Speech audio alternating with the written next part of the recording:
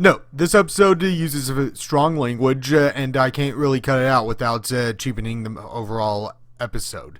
Viewer discretion advised. Let's talk about one of my favorite cartoons of the last 5 years, an internet show that goes by the name of Camp. For those who don't know, Camp is a Roosterteeth animated show that centers around Camp Campbell, mainly centering around a camper named Max and his friends' adventures, but sometimes following the other campers and their days.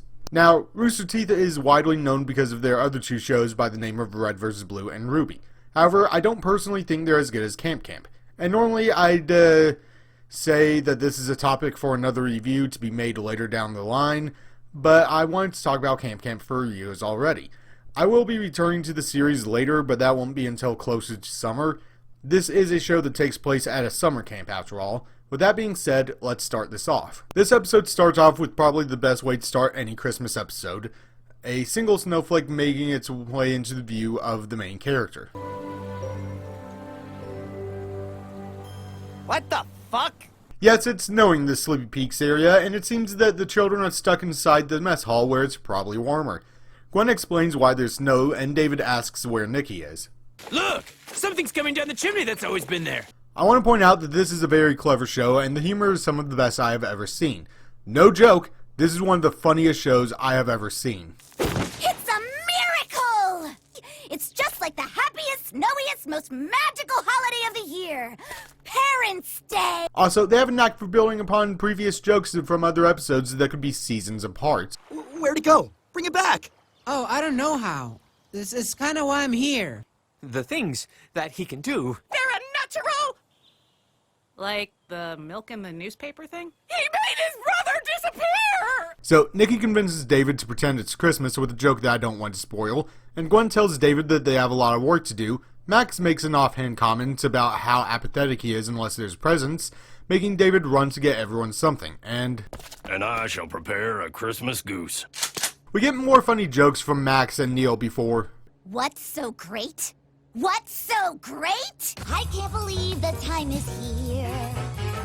Christmas is my favorite time of year. Okay, you just kind of stated stuff we already knew. We'll wrap our presents good and tight and shower Christmas trees with light. So you're about the decorations hanging everywhere. Don't sing. The point of Nikki's song is, So what you're saying is, you have no idea. Yes!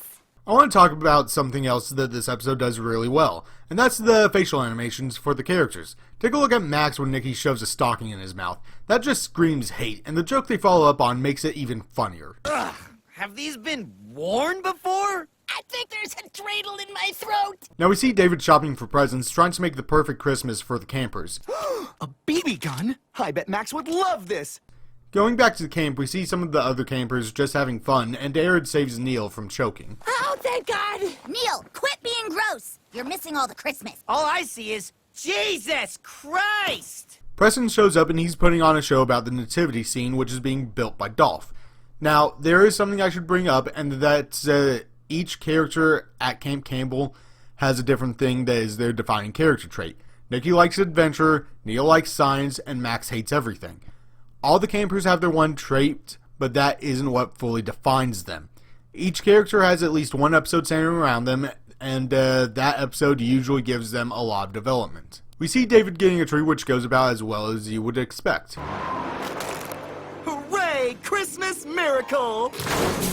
And now we get to the best part of the episode to me. Space Kid gives Harrison a stick to finish the snowman, and Oh my gosh, I'm sorry. I didn't think it would work like this. I just wanted to Just fucking kill me, I can't. Please don't make me do it. Oh my God, I can't. Please don't make me do it. Good stuff, Harrison. Did any of you see that? that is so much funnier knowing that it's little Jay from Achievement Hunter. And me, I am Monster Truck. Nerf shows up throwing snowballs at people, trying to get on Santa's good side right before David shows up panicking because he wants to make the perfect Christmas for everyone.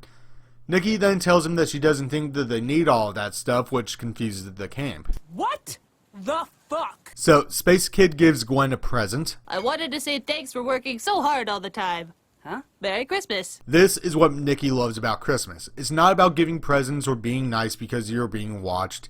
It's about doing nice things for others. The thing you loved about Christmas wasn't even about Christmas? But don't you think that kind of makes it better? 'Cause, I mean, anyone can do it. I love Max's reaction to this. Yeah. We see everyone playing with their new presents and... Ah, sweet! A BB gun! A Christmas goose for everyone. So, Quartermaster comes in with a fresh goose, and we end this episode on a nice sentiment. You know what else I love about Christmas? You guys. That was a Camp Christmas or whatever. Hey everyone, thanks for joining us for this holiday special. Oh yeah, this episode has a PSA about climate change. I mean, it's a funny enough part that boils down to just Google the matter. Oh, and vaccinate your kids while you're at it. Now, this episode is like most good comedy, extremely hard to talk about. When I return to this show, I will be doing something a bit different, and we'll be talking about the first 2 seasons and possibly the 3rd one as well. But for now, I'm giving this episode a 9 out of 10. It really does the job of capturing the Christmas spirit well and is incredibly funny. If I could offer anything to this episode is that we don't get to see Gwen working to clear any of the snow in the background. And it really is the little touches that make something special. I will say that if I had seen even just one glimpse of her, I would have given this episode a 10 out of 10. Now who wants to deck the halls? Oh, yeah! Ow! Hey guys, I'm probably only going to record this once, so I'm sorry if I mess it up. But I don't plan on releasing a video next week because I have plans with my brother to collab on my next review, which I hope will be done and out by Christmas Eve. Though I don't know if that will work out perfectly, but if all goes well and nothing goes wrong, I will be able to put out a review on Christmas Eve and Christmas Day. So if you want to see those, go ahead and subscribe to the channel and hit that notification bell.